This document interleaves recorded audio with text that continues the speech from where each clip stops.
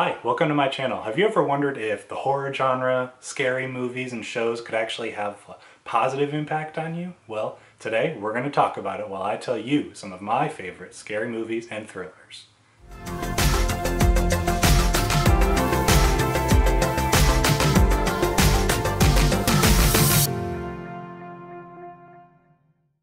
So horror movies, the stuff that just gets under your skin and really scares people, and in the minds of all kinds of Christians is, oh, this is evil, of the devil, all this kind of stuff. Well, I kind of used to have that viewpoint on this, but now, starting about a year ago, I started getting more into the scary movies, thrillers, some horror stuff, a little bit of the classics, some new stuff, that kind of thing. So first one I want to talk about today is Quiet Place. Now, I'm very proud of this one because this is the Best Buy Collector's Steelbook, and I'm a sucker for those steelbooks if I can get a good deal on them, and I was really proud when I picked up that one. So, Quiet Place came out earlier this year, stars John Krasinski as well as him directing it, and this was one of the ones that kind of got me into what could be like scary, something that's going to keep you on the edge of your seat. You're holding those armrests right next to you. And I really liked the sound design in this movie, and the characters are really interesting. It's probably my favorite movie that's come out this year. It's tough with Infinity War up there, but I'm probably going to pick A Quiet Place as my favorite movie of the year. The cinematography is just gorgeous in this movie. I don't even know what would go into, directing, starring, and all this stuff. He even played one of the monsters I saw in one of the behind the scenes of, how's this creature going to walk? Well, let me show you. I'm going to get in this suit and I'm going to act it out. So I just love all those different aspects of it. And then personally, I'm not going to spoil the ending for people who may have not seen it, but the movie just has a really cool message about the love of a father in a family and what that really means to care for your children, care for your wife, and do anything to protect them. And that's what I really love about this movie. Not only just that white knuckle, really tense moments, but also that just really tender-heartedness that the character brings. I love it. All right, next up is Alien. Now, this is probably the first real horror movie that I watched. I rented it from the library. This is when I was back in high school, so I was kind of really just getting into movies more, and I watched the first scene, and at the time I was like, I like real action all the time, excitement, that kind of thing. So first scene, if you've seen it, it's kind of slow and really not that intense or anything like that, so just kind of establishing everything. And so I was like, this is kind of boring, I'm going to turn it off and watch something more exciting. And looking back on that now, it's a deep regret. And a few months later, I was at work. I worked at Red Robin at the time. One of my coworkers was like, you haven't seen Alien, you have to see this movie, it's so good. And so I was like, okay, I'm gonna watch it. So I went back, went to the library, rented it, put it in, watched it, fell in love with it. It is still a movie I love watching. Pretty much every time my brother and I hang out, we're like, hey, we gotta watch one of these Alien movies, and this is usually the one we'll pick.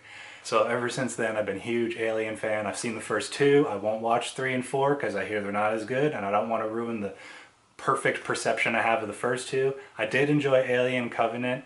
I like the first Alien versus Predator. Second one is pretty much garbage. I don't watch that.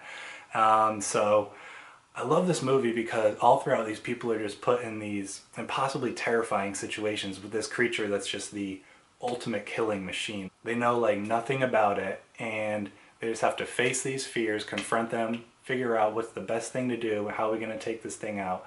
And that's kind of the thing I usually take away from it when I watch it. I love just the tense moment to moment. There's so many iconic scenes in this movie that I always just think about in different situations and scenarios, and it's like, I gotta overcome this fear just like Ripley did when she was confronted with the xenomorph. So that's why I love Alien. Alright, next up we have The Others. Now, I watched this for the first time last year, and I got it from a friend who gave it to me, and he got it somewhere and was like, hey, I don't really want this, you want this? And I'm like, oh sure, free Blu-ray, of course I want this. So I started it one evening. It was cold, dark, fall evening, perfect kind of scenario for this film, looking back on it. And so I watched it alone, and I actually did not have time to finish it that night. And if you've seen this movie, you know without the ending, it's a creepy movie. Not to say that the ending kind of like makes it less scary, but if you've seen it, you know what I mean. After watching about 3/4 of the movie, I had to turn it off, and then I was eagerly waiting for the next morning so I could go back and finish it and see what happens at the end. Now, I won't spoil it for those who haven't seen it, but that ending definitely shocked me. That was one of the first like twist endings that I saw in a movie, and I loved it, and I look forward to watching this each and every time I view it now. I really like the themes of this movie. The main character, played by Nicole Kidman, she really struggles with questioning, like, can I trust myself? Like, I'm hearing about these things, I'm seeing these things, these ghosts and figures coming around my house. And she just doesn't know if she can trust herself. And in difficult situations, it's really easy to feel that way about yourself. I know I do. Like, can I trust myself? Can I trust my instincts, my gut feeling, that kind of thing? And that's just something I really like took away from this movie, of like, especially for myself, being a Christian, like, I can't always trust myself, but I can trust God, and I know He's going to carry me through this. So that's why I really like this movie. You know, it's a psychological thriller with ghosts in it, but I can take these good values out of it that I really enjoy. The next movie we have, and this one isn't really a horror movie, it's just more like a thriller. It's The Shallows. I got the cool 3D Blu-ray cover there. Now this one stars Blake Lively, and if you haven't seen it, she's out surfing one day and she gets trapped out on this rock with this shark that's just feeding in the waters near her, circling around her. And she's injured while she's out there, so she has to figure out, how am I going to get back to shore without getting killed by this shark? So this is some of the most fun I've had watching a movie. So I watched this for the first time a few years ago in college. I was in the dorm with a few of my friends, and we redboxed it, and we were all sitting on the couch watching this together and just loving like every moment of it. Just this tense, like, will she survive? What's she gonna do next? What's gonna happen next? What's this shark doing? And especially when we got to the end, I'm not gonna spoil it, but we basically like leapt off the couch with excitement. We were just like, are you kidding me? That is awesome. So I love this movie for that, and that makes it just so much better, like watching it for the first time with my friends. That was just, I have such good memories looking back on that one now, and just that survival instinct, like what are you willing to do to survive, is really intriguing to me. So that's why I love The Shallows. Alright, next up we have The Thing.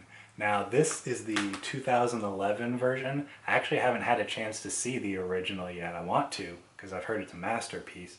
But I just haven't gotten around to it yet. This is one of the first horror movies I watched, kind of alongside Alien, and you've probably noticed at this point I tend to gravitate towards sci-fi horror. I really like those two genres mixed together. Now, what made me want to watch this movie was the monster. I saw the trailer and I was like, man, this looks like a legit scary movie. I want to see what this monster is all about. I was also very intrigued by the characters in the movie not knowing who's friend, who's the monster, because the monster can take the shape of whatever it wants, whether it's an animal or a person. So the people, as they're trying to defeat this monster, they're like, they don't know who they can trust, and it's not until it's usually too late that they find out whether it's friend or foe. Originally, I watched this movie because it looked exciting and scary, but the main reason I go back to it today is I find a really interesting kind of relationship and correlation between the monster and my own life. The devil can oftentimes present himself as a friend, and very often it's very difficult to gauge, like, can I trust this? Is this a friend or is it not? And the devil's very good at hiding himself in those kinds of situations, and you really have to discern, can I trust this? Is this from God? That kind of thing. And that's what I really like about when I go back and watch this, is just remembering that when I'm seeing this monster take out all these people, and I'm trying to figure out, like, can we trust this person, or is this person just trying to kill us? Just like the monster in the movie, once we get to that point with the devil, we can recognize if he's friend or foe. That's that make it or break it moment where we have to decide, alright, I can see this is not a good thing, I gotta overcome it. And that's where we can seek the help of our friends, our family, the Lord, through prayer, all that kind of stuff.